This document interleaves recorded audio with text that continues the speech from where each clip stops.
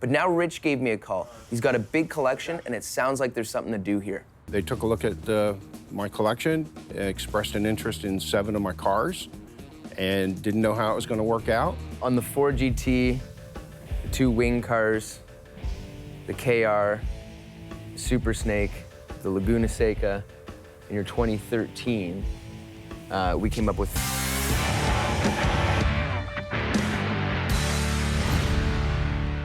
It's funny, after 39 years of Legendary being in business, we still get guys that don't quite understand exactly how our business model works.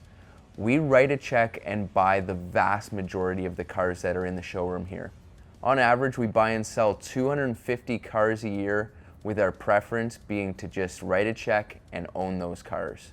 Not only do we love to purchase super high-end, super significant, ultra rare, close to one-off cars, but we buy all kinds of cars of great quality, from the 30s all the way up to present day, with a focus, our bread and butter, still being muscle cars.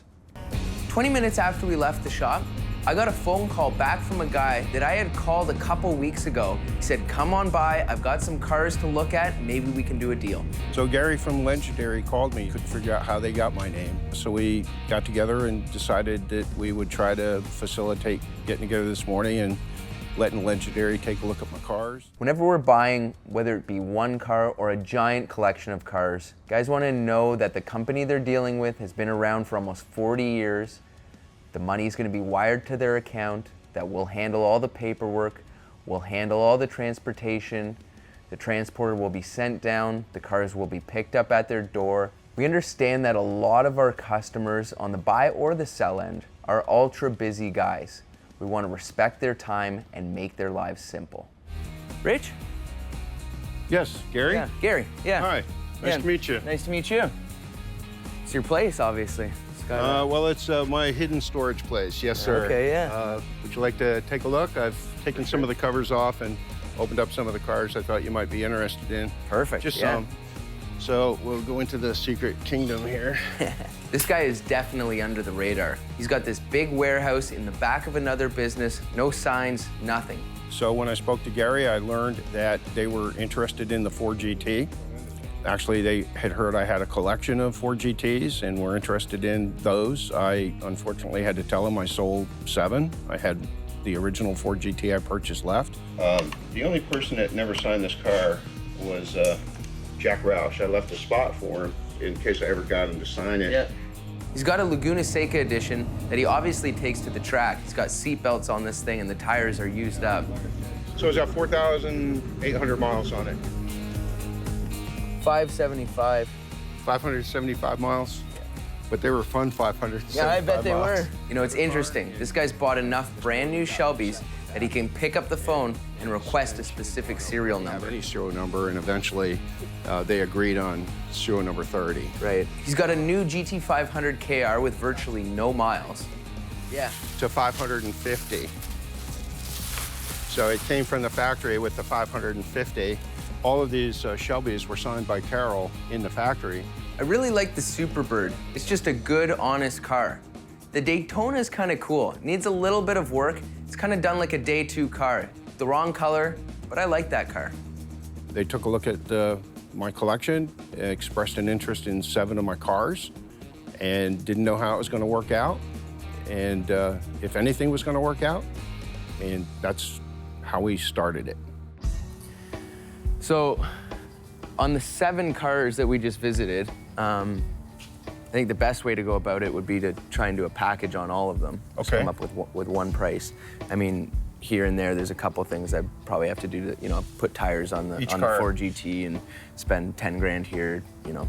On the Ford GT, the 2 wing cars, the KR, Super Snake, the Laguna Seca, in your 2013, we came up with 525. Okay, I think that's low for a package with all the cars, but I'd certainly be willing to think about what the dollar value is for the package and Right. and come back with a counter. Well, obviously this strategy isn't working.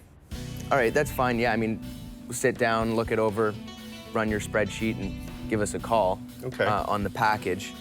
Out of those 7 cars, is there one that you want to sell most? My second strategy was to buy some cars that he really wanted to sell and get the ball rolling. In terms of which ones I'd be more comfortable with negotiating at this point would be the Laguna Seca, the KR, or the 2013 GT500. Well, that strategy didn't work either.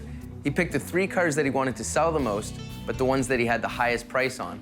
Okay, well, it's funny, I'm probably most interested in the Ford GT and then the orange Daytona here. But I mean, let's see if we can do something on the Daytona. Okay. Obviously, a couple things we gotta work on.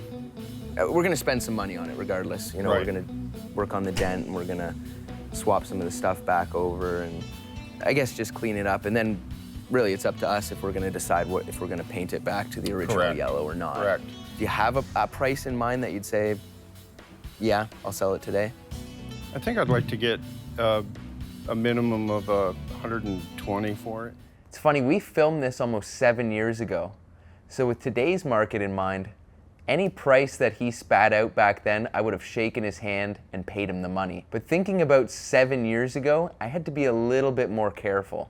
I mean, let's put this one on hold and leave it still as a part of the package when you think about that, but Okay. let's go see if we can do something on the GT. Okay. Yeah. The Ford GT is a phenomenal performance car with a tremendous amount of advanced engineering to it at the time.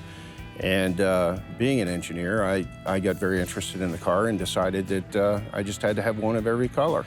So I mean, on this one, you know, not a whole lot that I have to do on it. Thinking I probably have to buy a set of tires and a couple adjustments there. But I'd be comfortable at 225 on this car.